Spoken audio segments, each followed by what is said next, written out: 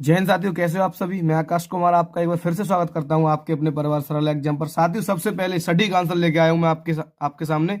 और कितने गलत कितने सही आपने किए, आप एक बार आप मैच करके देख लें कि क्या आपने गलत किया, क्या आपने सही किया है। तो चलते हैं, सबसे पहला क्वेश्चन क्या दिया हुआ है। सबसे पहला क्वेश्चन आपसे पूछा है, अवतल दर्पण द्वारा बना किसी बिंदु का प्रतिबिंब वास्तविक एवं बिंब के ही आकार का है, बिंब रखा है, यानी कि दर्पण के फोकस पर, या दर्पण के वक्रता केंद्र एवं फोकस के बीच, या दर्पण के वक्रता केंद्र एवं अनंत के बीच। तो इसमें जो राइट आंसर होगा वो सी होगा, दर्पण के वक्रता केंद्र पर। ठीक है, आप देखिए आपने कौन सा करा, ए कराया, बी कराया, सी करा। अगर आपने भी ये किया तो आपका बिल्कुल करेक्ट आंसर है। उसके बाद हम नेक्स्ट क्वेश्चन देखिए, दूसरा क्या दिया हुआ है। पानी से भरे कांच के एक बीकर में रखा नींबू पार्श्व से देखने पर अपने वास्तविक आकार से बड़ा प्रतीत होता है। इसके लिए उत्तरदायी प्रकाशीय परिघटना है, परावर्तन या ध्रुवण या प्रकीर्णन या अपवर्तन। ये तो आपको बिल्कुल पता होगा क्योंकि ये तो मैंने उसमें भी डाला है, ये सब डिस्क्रिप्शन में डालते हैं ना, वहां पर भी डाला मैंने। सामान्य नेत्र के लिए स्पष्ट दूरी का परास होता है, यानी सामान्य नेत्र के लिए स्पष्ट दृष्टि का परास होता है, यानी कि आप अपनी आंखों से कितनी दूरी तक देख सकते हैं। तो आप देख सकते हैं 25 सेंटीमीटर से अनंत तक, यानी कि मिनिमम 25, मैक्सिमम अनंत। ठीक है, आप देखिए आपने कौन सा आंसर सही लगाया है। अगर आपका भी ये सही है तो बिल्कुल सही है। 20 सेंटीमीटर फोकस दूरी के अवतल लेंस के अक्ष पर कोई बिंब रखा है। प्रतिबिंब लेंस से 30 सेंटीमीटर दूर बनता है, तो लेंस से बिंब की दूरी होगी 40 सेंटीमीटर, 50 सेंटीमीटर, 45 या 60 सेंटीमीटर। तो इसका आंसर राइट है 60 सेंटीमीटर। अब आप देखिए आपने किसको लगाया है, ए लगाया, बी लगाया, या आप यही लगा के आए हैं। उसके बाद में देखेंगे आप क्वेश्चन नंबर 5 सॉरी। दो प्रतिरोध प्रत्येक 10 ओम समांतर क्रम में जुड़े हैं।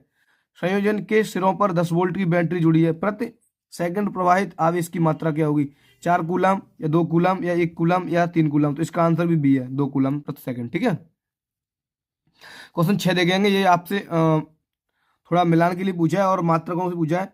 स्तंभ ए में दी गई भौतिक राशियां सम्मिलित स्तंभ बी में दिए गए मात्रकों से कीजिए, यानी मात्रकों से कीजिए और सही विकल्प का चयन कीजिए। विद्युत प्रतियोगिता और विद्युत विभवांतर, विद्युत ऊर्जा और विद्युत आवेश।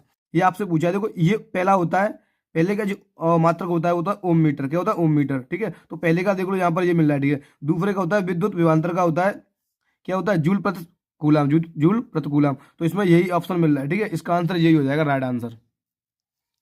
ठीक है, उसके बाद में देखें क्वेश्चन नंबर 7 क्या दिया हुआ है आपका। बस आप ये मिलाइए कि आपने गलत किया है सही किया। आप तो सिर्फ आंसर मिलाना, आप हल ना करना। ठीक है, आप सिर्फ ये मिलाना कि आपने गलत किया सही किया। तांबे के तारों की दो कुंडलियां एक दूसरे के निकट रखी हैं। एक कुंडली में विद्युत धारा का मान परिवर्तित होने पर दूसरी कुंडली में भी धारा प्रभावित होने लगती है।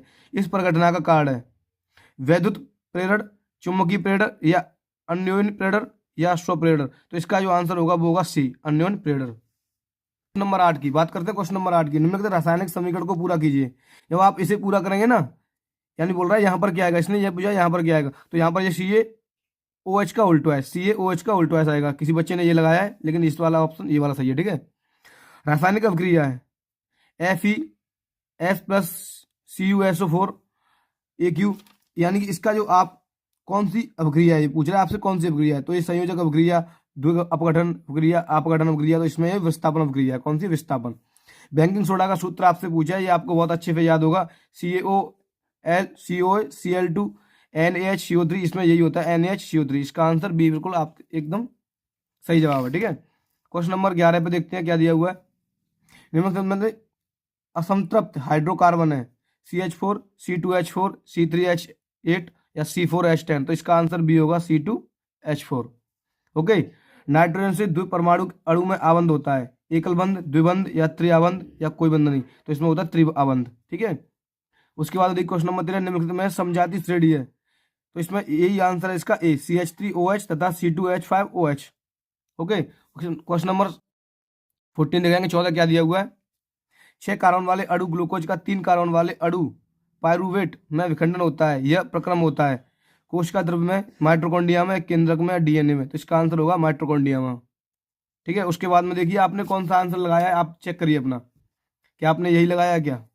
क्वेश्चन नंबर 15 देखेंगे। अपवहन संबंधित है पोफट से, श्वसन से, या उत्सर्जन से, या परिवहन से। तो अपवहन जो संबंधित होता है उत्सर्जन से।